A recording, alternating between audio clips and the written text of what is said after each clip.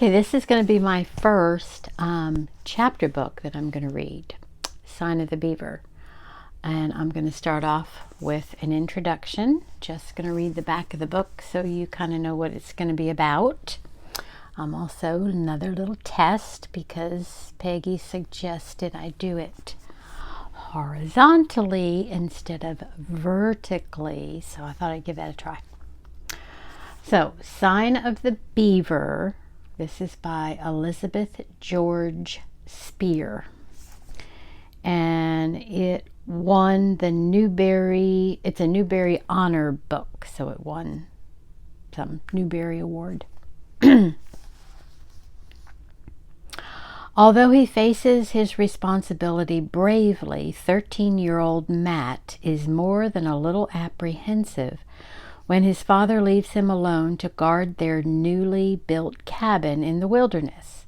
When a renegade white stranger steals his gun, Matt realizes he has no way to shoot game and no way to protect himself.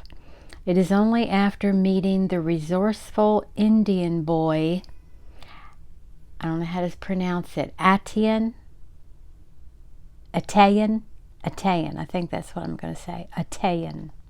It sounds more Indian.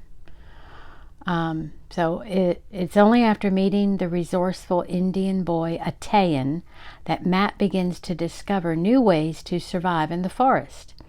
And in getting to know his friend, Matt also comes to understand the heritage and way of life of the Beaver clan and their growing problem in adapting to the white man and the changing frontier.